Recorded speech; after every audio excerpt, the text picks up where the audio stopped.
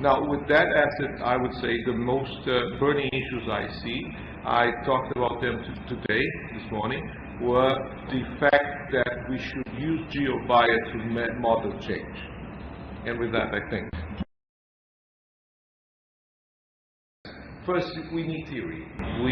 This field has developed completely empirically, and it was empirical to start with an algorithm. You take the recognition, it's completely empirical. There's no other justification for it other than it works. So we need theory. If we're going to go a little bit forward, we need strong theory. That's one thing. And the other thing is we need tools. We cannot build a community on one single tool and one single algorithm. That will not work. So we need tools, but my point is we need tools. It's not that we are not unhappy with the opinions, but we cannot build a community expecting for the next version. We need to be able to do our own tools, to develop our own alternatives. So we need both theories and tools, and that's what I think. I think as a scientific community, we are sort of aware what we can do with object-based image analysis. And what you see starting now is that the commercial industry starts to be using object-based image analysis as well, but they are lagging behind.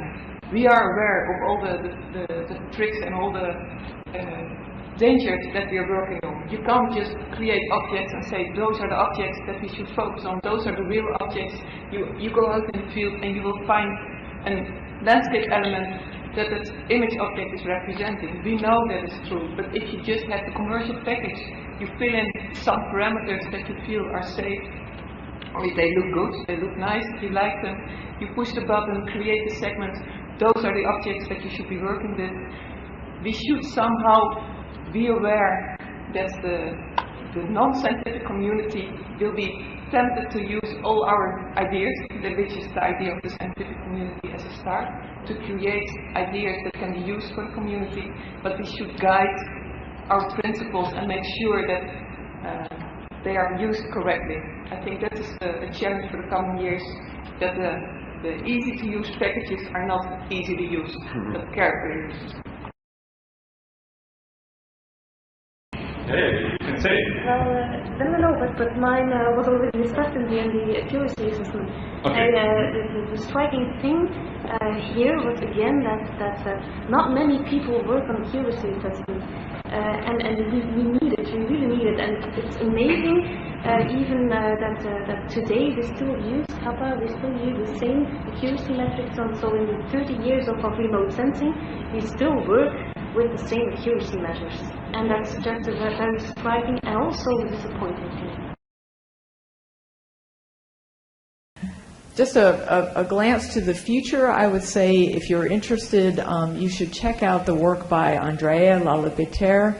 She has been working in New Mexico using unmanned aerial systems, and she has recently moved back up to Oregon where she is from. She's created her own company, and so she is using unmanned aerial systems to do very, very detailed GeoBia mapping, and I think this is the future. We're going to acquire more and more data from satellites, but also from unmanned aerial systems, and we need our techniques in order to respond quickly to events like this.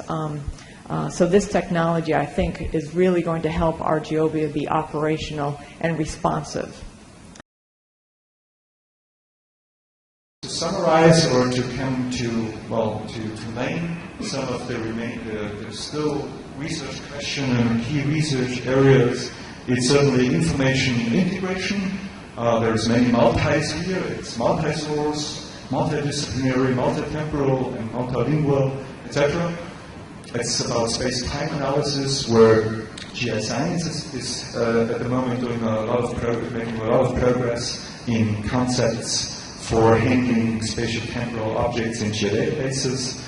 But it's also about visualization concepts, particularly of abstract concepts of space, which I didn't went into. If you want to express something like quality of life, or vulnerability units, then you may also need some other or new ways to visually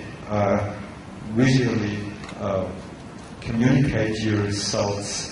Of course, you also need some computational infrastructures, but I did not focus on that here. But you may also need some trust or reputation and quality models for contributed or distributed information, and particularly when it comes to services. We increasingly talk about service infrastructures, and the results here, and also the OBIRE analysis could increasingly be seen as services.